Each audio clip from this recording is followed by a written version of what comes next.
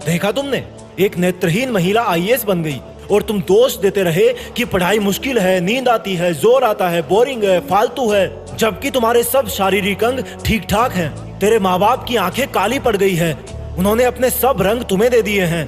तेरे टीचर्स के लाल पेन की शाही खत्म हो गई, लेकिन तेरा आलस अभी तक खत्म नहीं हुआ। तुम्हें क्या लगता है, अगर तुम सो रहे हो तो सब स्टूडेंट सो रहे हैं?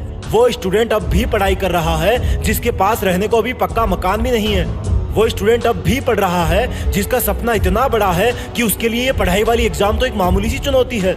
वो स्टूडेंट अब भी पढ़ रहा है जो हॉस्टल में आने से पहले अपने गरीब माँ और पापा को मन ही मन ये वचन दे के आया था कि भले ही मेरे पेरेंट्स चाहे मेरे सामने ना हो, लेकिन फिर भी मैं यही मानूंगा कि उनकी बेबस आंखें मेरी तरफ कहीं ना कहीं से देख रही है और इसलिए मैं उनको उनके सामने या उनकी पीठ पीछे भूल कर भी धोखा नहीं दे सकता। हाँ, पढ़ाई बोरिंग जरूर है, लेकिन इसका रिजल्ट बड़ा ही इंटरेस्टिंग होता है। हाँ, किताबें ब्लैक एंड व्हाइट जरूर हैं, क्योंकि ये पढ़ने वाले की लाइफ कलरफुल बनाती है। जितने भी सफल लोग होते हैं वो कभी पढ़ना और सीखना नहीं छोड़ते हैं।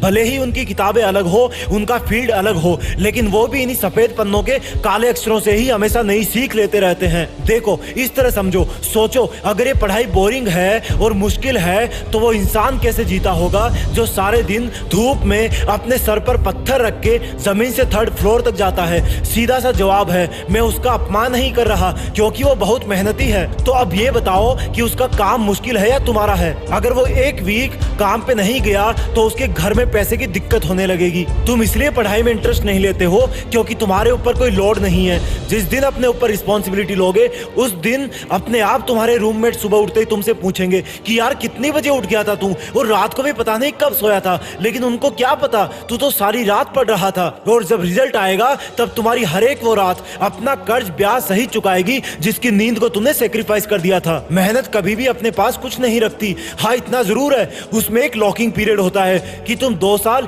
या 5 साल तक डिपॉजिट करते जाओ, वापस बाद में मिलेगा एक साथ। इस विद्यार्थी जीवन को समझ गए तो पूरी जिंदगी की चुनौतियों को हैंडल करने की सीख मिल जाएगी। नींद आ रही है तो थोड़ा उठ के फिर लो यार, 3 मिनट में नींद भाग जाएगी। आलस आ रहा है तो मुंह धो लो, नहा लो। करना चाहो तो सॉल्यूशन है, और ना करना चाहो तो पछतावा है, गिल्टी है और टेंशन है, बहुत कुछ है। इसलिए अपने आप को पढ़ाई से दूर करके उस परिस्थिति में मत धकेलो जहां तुम्हें अफसोस के अलावा कुछ नहीं मिलने वाला।